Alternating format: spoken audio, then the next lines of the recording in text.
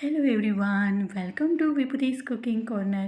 આજે આપણે બનાવીશું 1 વર્ષ માટે સ્ટોર કરી શકાય તેવી ખૂબ જ સ્વાદિષ્ટ એવી મરચાંની કાચરી બનાવીશું, એટલે કે મરચાંની સુકવણી બનાવીશું. અને આ મરચાંની સુકવણીને તમે ખૂબ જ સારા રીતના આખા વર્ષ માટે સ્ટોર કરી શકો છો. જો તમને આજની મારી આ રેસીપી ગમી હોય તો વિડીયોને લાઇક કરી શેર કરી દેજો. ને મારી ચેનલમાં નવા આવ્યા હોય ને હજી સુધી મારી ચેનલને સબસ્ક્રાઈબ ના કરી હોય તો પ્લીઝ સબસ્ક્રાઈબ કરજો. ને બાજુમાં આવેલું બેલ આઇકન બટનને પ્રેસ કરજો, જેથી આવનારી નવી રેસીપીના નોટિફિકેશન સૌથી પહેલાં તમારા સુધી મળી રહે. તો ચાલો મસ્ત મજેદાર રેસીપી બનાવવાનું શરૂ કરીએ. ખૂબ જ ટેસ્ટી અને આખા વર્ષ માટે સ્ટોર કરી શકાય તેવી અને જરા પણ બગડે નહીં તેવી આજે આપણે મરચાંની સુકવણી કરીશું. જો પરફેક્ટ માત્રામાં તમે વ્યવસ્થિત બનાવશો તો તમે આખા વર્ષ સુધી સરસ બનીને તૈયાર થશે. તો તેના માટે અહીંયા 500 ગ્રામ જેટલા મરચાં લીધા છે. અહીંયા મેં મરચાં છે મીડિયમ તીખાસવાળા હોય છે તે લીધા છે. અહીંયા તમે તીખા અને મોરા બંને મરચાં મિક્સ સાથે પણ લઈ શકો છો, અથવા તો જે વઢવાણી મરચાં આવે છે તેની પણ સુકવણી કરી શકો છો. તો અહીંયા મેં જાડા અને આવા મોટા મરચાં આવ્યા છે એ લીધા છે, જે ખાવામાં મીડિયમ તીખાસવાળા હોય છે. હવે અહીંયા 500 ગ્રામ મરચાં લીધા છે. હવે તેને 2 થી 3 વખત પહેલેથી જ ખૂબ જ સારી રીતના ધોઈ લીધા છે. અને મરચાંની સુકવણી કરવાની હોય તો મરચાં જે દિવસે લાવ્યા હોય તે દિવસે જ મરચાંની કાચરીને બનાવી લેવાની, એટલે કે ફ્રેશ મરચાંનો જ ઉપયોગ કરવાનો છે. હવે ખૂબ જ સારી રીતના ધોઈ લીધા બાદ એને મેં કોટનથી ડ્રાય કરી લીધા હતા. હવે ચાકુની મદદથી ઉપરના ડીટીયાના ભાગને કટ કરી લઈશું અને આવી રીતના 4 ભાગમાં કટ કરી લઈશું. અહીંયા જો નાના મરચાં હોય તો તમે આવી રીતના માત્ર 2 જ કટકા કરી શકો છો, પણ અહીંયા મારે લાંબા અને મોટા મરચાં હોવાથી આવી રીતના વચ્ચેથી એક ચીરો કરી અને આવી રીતના હું 4 ભાગમાં કટ કરી લઈશ. અહીંયા તમને જો મોટા મરચાંને આવી રીતના લાંબી ચીર રાખવી હોય તો પણ રાખી શકો છો. તો આવી જ રીતના બધા જ મરચાંને હું સારી રીતના સમારી લઈશ.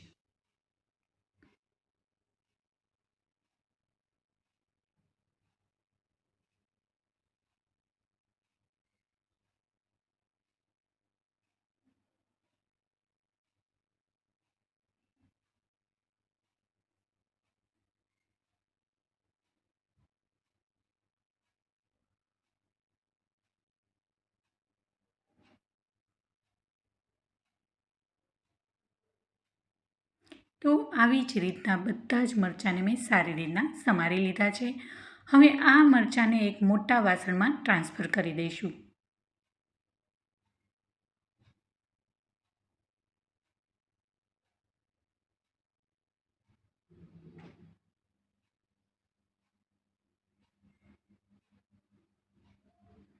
હવે બધા જ મરચાંને આવી રીતના મોટા વાસણમાં ટ્રાન્સફર કરી દીધા છે. હવે તેમાં 2 ચમચી જેટલું મીઠું ઉમેરીશું. અહીંયા મોટા વાસણમાં આવી રીતના ટ્રાન્સફર કરવાથી આપણે જ્યારે મિક્સ કરીશું તો વ્યવસ્થિત રીતના મિક્સ થશે. હવે તેમાં 2 ચમચી જેટલું મીઠું નાખીશું. અહીંયા મીઠું છે એ થોડુંક ચડિયાતું ઉમેરવાનું છે, જેથી ખૂબ જ સરસ એવો ટેસ્ટ આવશે. અને ત્યારબાદ તેમાં 1 થી 1.5 ચમચી જેટલું હળદર પાવડર ઉમેરીશું. અને ત્યારબાદ ખટાશ માટે અહીંયા 2 નંગ જેટલા મેં લીંબુનો રસ ઉમેર્યો છે. અહીંયા જો તમારે લીંબુ ના ઉમેરવા હોય તો તમે ખાટી છાશનો પણ ઉપયોગ કરી શકો છો. અત્યારે મેં એક છાશની જગ્યાએ 2 નંગ જેટલા લીંબુનો રસ ઉમેર્યો છે. અહીંયા ખારાશ અને ખાટાશ વ્યવસ્થિત પ્રમાણમાં ઉમેરાયેલા હશે તો તમારા મરચાં છે એ ખાવામાં ટેસ્ટી તો બનશે જ, પણ આખા વર્ષ માટે લાંબો સમય માટે ખૂબ જ સારા રહેશે. લીંબુ અને મીઠું છે એ પ્રેઝર્વેટિવનું કામ કરે છે, જેથી ખૂબ જ સારા રહેશે. અને લીંબુ ઉમેરવાથી મરચાં છે એ કાળા પણ નહીં પડે અને ટેસ્ટમાં પણ સારા બનશે. તો આવી જ રીતના બંને લીંબુને હું સારી રીતના નીચવી લઈશ.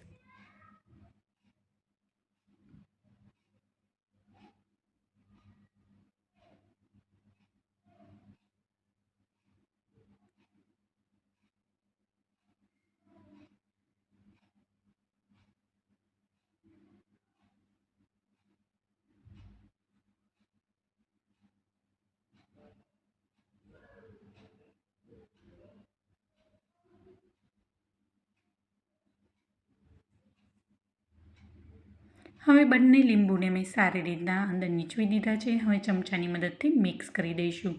બધા જ મરચાંમાં લીંબુ, મીઠું અને હળદર સારી રીતના મિક્સ થઈ જાય તેવી રીતના મિક્સ કરીશું. જો તમારે હાથ વડે મિક્સ કરવું હોય તો હાથના ગ્લવ્સ પહેરીને તમે મિક્સ કરી શકો છો, જેથી મરચાં જો તીખા હશે તો હાથ બળે નહીં, માટે તમે આવી રીતના ચમચાથી કરી શકો છો. અને એકદમ સારી રીતના બધા જ મરચાંમાં એક પણ મરચું કોરું ન રહેવું જોઈએ, બધા જ મરચાંમાં સારી રીતના હળદર મીઠું મિક્સ થઈ જાય તેવી રીતના મિક્સ કરી લેવાનું છે. હવે તમે જોઈ શકો છો સારી રીતના મેં ચમચાની મદદથી મિક્સ કરી લીધું છે. હળદર અને મીઠું મરચાંમાં સારી રીતના ભળી ગયું છે. હવે તેને ઢાંકણ ઢાંકી ઓવરનાઇટ માટે રાખીશું, જેથી મીઠું છે એ મરચાંમાં સારી રીતના ભળી જાય અને ખૂબ જ સરસ એનો ટેસ્ટ આવે. અને મીઠાનું પાણી છે એ છૂટું થઈ જશે. હવે તમે જોઈ શકો છો મસ્ત મિક્સ થઈ ગયું છે. હવે એક વખત આવી રીતના આપણે મિક્સ કરી લઈશું.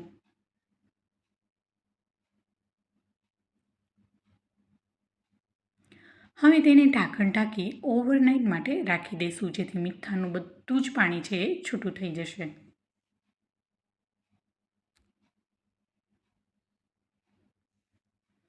હવે બીજા દિવસે જોઈએ તો મસ્ત રીતના હળદર મીઠું અને લીંબુ મરચાંમાં સારી રીતના ભળી ગયા છે અને મીઠાનું પાણી પણ ખૂબ જ સારી રીતના છૂટું થઈ ગયું છે. હવે ચમચાથી થોડું એવું મિક્સ કરી લઈશું અને ત્યારબાદ કોઈ પણ એક કાણાવાળું વાસણ લઈ અને મરચાંને તેમાં ટ્રાન્સફર કરી દઈશું. તમે જોઈ શકો છો મસ્ત એવું ઘણું બધું મીઠાનું પાણું છૂટું થઈ ગયું છે. હવે મેં નીચે એક વાસણ રાખ્યું છે, એના ઉપર ચાણી રાખી છે. તમે કોઈ પણ કાણાવાળું વાસણ લઈ શકો છો. હવે આવી રીતના ચમચાની મદદથી બધા જ મરચાંને તેમાં ઉમેરી દઈશું.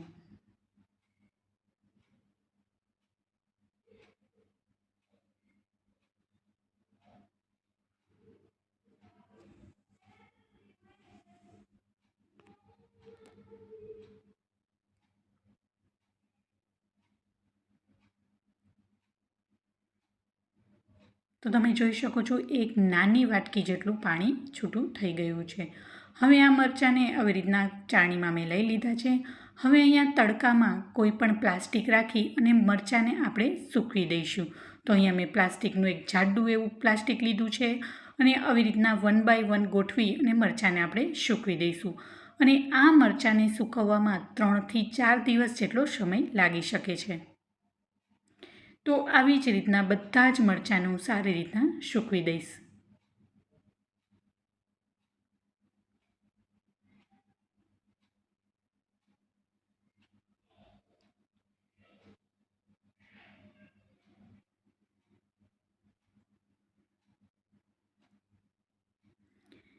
તો તમે જોઈ શકો છો બધા જ મરચાંને મેં સારી રીતના સૂકવી લીધા છે. હવે 4 દિવસ માટે એને સૂકી દઈશું અને દરરોજ આવી રીતના એકવાર એને પલટાવી લઈશું. એટલે બંને સાઈડ પલટાવી અને ખૂબ જ સારી રીતના એને તડકામાં સૂકવી દઈશું.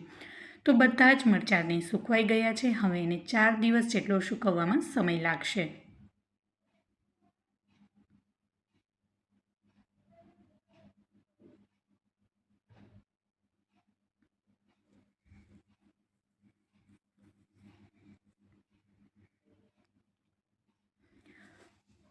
હવે 4 દિવસ બાદ તમે જોઈ શકો છો મરચાં છે બધા જ સુકાઈ ગયા છે, એકદમ સારી રીતના ડ્રાય થઈ ગયા છે. તો તમે જોઈ શકો છો હવે બધા જ મરચાંને હું સારી રીતના તળીને તમને બતાવું તો મસ્ત એવા મરચાં બનીને તૈયાર થઈ ગયા છે. એકદમ ક્રિસ્પી બનીને તૈયાર થઈ ગયા છે. હવે આ મરચાંને તમે પોલિથીનમાં ભરી અને એરટાઇટ ડબ્બામાં ભરી આખા વર્ષ માટે સ્ટોર કરી શકો છો. હવે અહીંયા મેં કડાઈમાં તેલ લીધું છે. તેલને સારી રીતના ગરમ થઈ ગયા બાદ તમે જોઈ શકો છો તુરંત નાખતાની સાથે જ તરત જ મસ્ત એવા મરચાં ફૂલી જાય છે. તો આવી જ રીતના હું બધા જ મરચાંને ફ્રાય કરી લઈશ. અને આ મરચાં છે એ ખાવામાં એટલા જ ટેસ્ટી લાગે છે, અંદર લીંબુને કારણે ખૂબ જ સરસ એવો ટેસ્ટ આવે છે.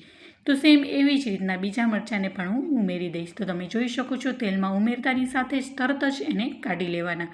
જો વધારે સમય તળાશે તો મરચાં છે એ કાળા થઈ જશે. એટલે મીડિયમ ફ્લેમ પર મરચાંને આપણે તળી લઈશું. તો આવી જ રીતના બધા જ મરચાં છે એ સારી રીતના મેં તળી લીધા છે. તો બધા જ મરચાં બનીને રેડી થઈ ગયા છે. તો કેવી લાગી મારી આ મરચાંની સૂકવણીની રેસીપી મને કોમેન્ટ બોક્સમાં જરૂરથી જણાવજો. તો તમને એક તોડીને બતાવું તો મસ્ત એવા ક્રિસ્પી બનીને તૈયાર થઈ ગયા છે. અને આ મરચાં તમે વેફર સાથે ચા સાથે પણ ખાઈ શકો છો. તો જુઓ તમે તોડીને બતાવું તો એકદમ ક્રિસ્પી બનીને તૈયાર થઈ ગયા છે. જો તમને મારી આજની આ રેસીપી ગમી હોય તો વિડીયોને લાઇક કરી શેર કરી દેજો અને મારી ચેનલમાં નવા આવ્યા હોય ને હજી સુધી મારી ચેનલને સબસ્ક્રાઈબ ના કરી હોય તો પ્લીઝ સબસ્ક્રાઈબ કરજો ને બાજુમાં આવેલું બેલ આઇકન બટનને પ્રેસ કરજો, જેથી આવનારી નવી રેસીપીના નોટિફિકેશન સૌથી પહેલાં તમારા સુધી મળી રહે. Thank you for watching.